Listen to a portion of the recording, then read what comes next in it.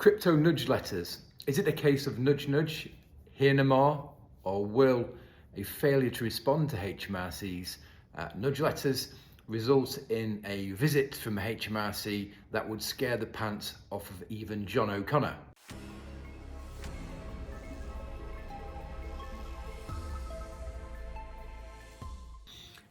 Evening Squires, it's Andy Wood here, your go-to guy for all things crypto tax.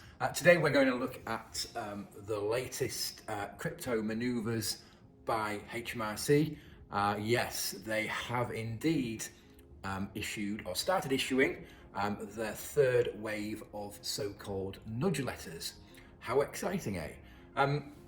So if you've received one of these letters, or the potential receipt is keeping you awake at night, more so than the current crypto market, and you want to stay ahead of the game, then this video is for you. I'll cover in the video what nudge letters are, why HMRC is sending them, and most importantly, what steps you might take. Before we get started, don't forget to like this video, first and foremost. Please subscribe to our channel and hit the notification bell so that you don't miss out on the latest hot updates. Also, please do feel free to drop a comment below if you've got any questions, comments, observations, even if there's anything you'd like us to cover in future videos. We aim to please. Follow us also on TikTok for some more bite-sized crypto tax advice.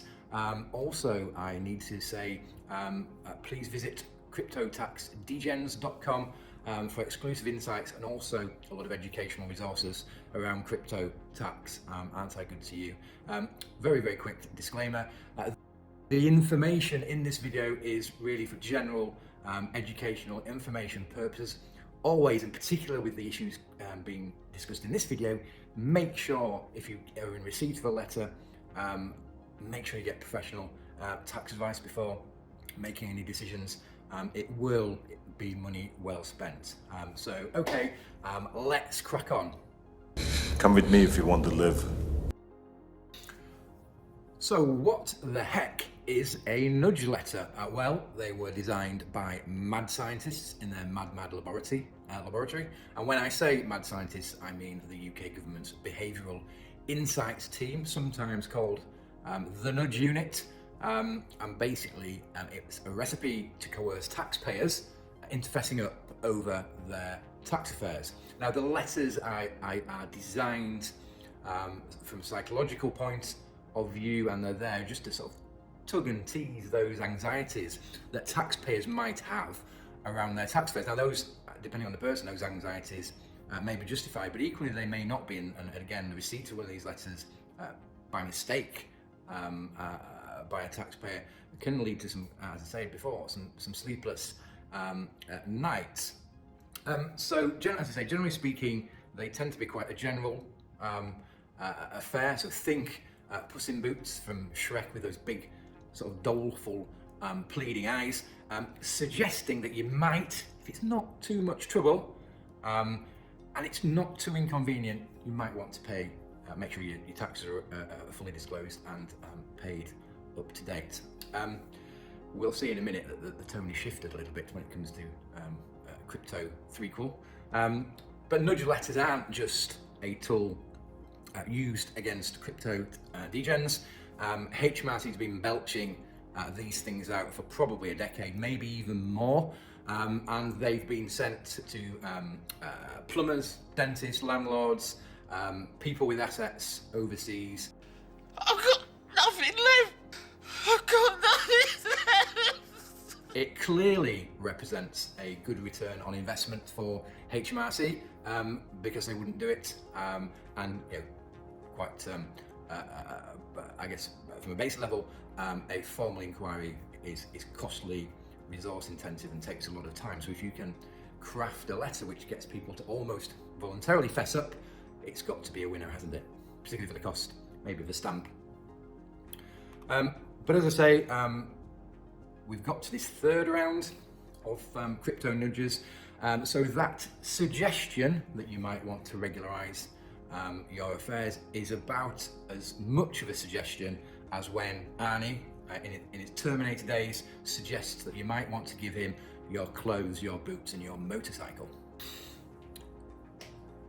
So a good question is, why is HMRC sending nudge letters? Well, as with many things in this day and age, it's a data-driven approach. Don't for a minute think that this is a mail merge and letters are being sent to pretty much everybody in the UK. If you receive a nudge letter, there is some data somewhere which has led HMRC to send you this letter. Now that data may not be perfect, it may not be correct, it may be slightly corrupt, but there is something there that they can hang this nudge letter on. And when it comes to crypto, the nudge letters have probably arisen out of the results of one or many data gathering exercises conducted by HMRC on centralised exchanges. So what a lot of people don't appreciate is HMRC got quite extensive powers, even when it comes to getting information out of third parties, and HMRC have done this precisely with centralised exchanges. Both Coinbase and Binance have had letters from HMRC over the years asking for the details of any people, any users of the platform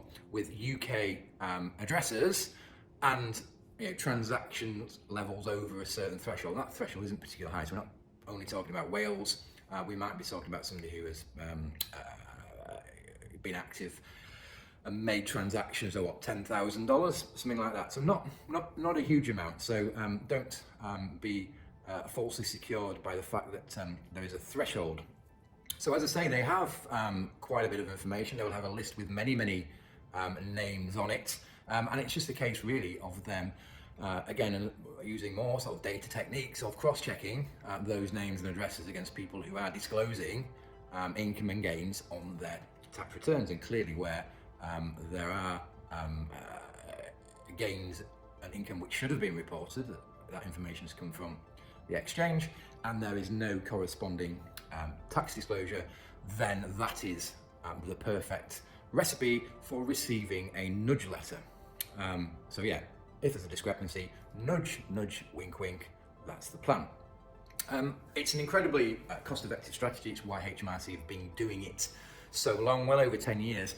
And actually the frequency and the diversity of these nudge letter projects is becoming more and more frequent and more diverse.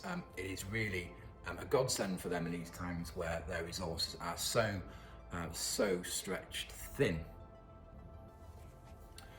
So Crypto Nudge 3, HMRC will be back. The sequel we've all totally not been waiting for. So as I said previously, the three-peat is much more forceful and there's much more bite to go along with the back. The content of the letter, again, as I say, is fairly to the point. At one point it says, if you're satisfied you don't owe any crypto asset related tax, please contact us with reasons why your activities haven't resulted in tax due. So they're looking essentially for nil returns, and why, importantly why. The implication there being if you don't go back and say there's nothing to see here, you will probably be on the end of an inquiry anyway. Also, please provide this information within 60 days to avoid HMRC opening a compliance check. So there we have it in black and white, that those who don't respond, even perhaps those who are tardy in responding, may find themselves on the end of a Section 9A inquiry letter, and that is the formal powers where HMRC decide to look into your tax returns in a much more legalistic manner. So what should you do next? Well, it is important to reiterate, like any of these nudge letters, not just crypto, but the plethora that have been mailed over the decades, they have no statutory footing. So you are not legally obliged to respond at all. But that doesn't mean you shouldn't, of course. And there is a barely veiled threat in there that if you are silent, then the likelihood is after that 60-day deadline has expired, HMRC will be sending you a formal notice of inquiry. And they make no bones about that in the letter. This is why this particular nudge letter is much more forceful than others I've seen. What if you feel despite having one of these letters, that your crypto tax affairs are tickety-boo? Well, first of all, are you sure? Make sure that you're sure. You might want to check in with your accountant or your tax advisor, and then you might want to double check again. In fact, triple check. Once you are satisfied that there are no dead bodies. What? Bro, what are you talking about, man? In your affairs, then you might want to contact HMRC and explain why there's nothing for them to see here, because if you just leave it and don't respond, they may open an inquiry. Now, if you are up to date, it's no skin off your nose, but it does seem an awful waste of time when it can be avoided by simply confirming that there's nothing to see. What if you have been non-compliant? Naughty boy or naughty girl? Do not bury your head in the sand. Seek professional advice. It's important, I'll say again, seek professional tax advice.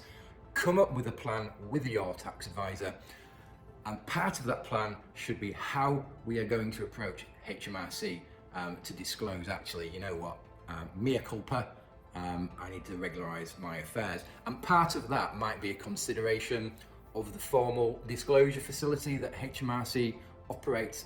Again, something where you need to get some expert input. It will be money well spent. What if you're completely unsure and basically just there quivering your boots and not knowing what to do? Again, find yourself a tax advisor or an accountant who knows crypto tax inside out, who is familiar also with dealing with HMRC investigations. If there is something in there which needs to be disclosed, again, somebody with experience of dealing with disclosures. Can I ignore a nudge letter? Well, you can, as I said. There's no statutory footing, you are not legally obliged to respond. But that might be a slightly myopic way to deal with this, because HMRC, as I said, they've barely bothered to veil the threat. They will be back. If you've got nothing to hide, then you can rest easy. Though double check and triple check that your sort of hubris is not foolishness. And I would seriously consider writing back to HMRC and tell them that there's nothing for you to see here because of A, B, C, D.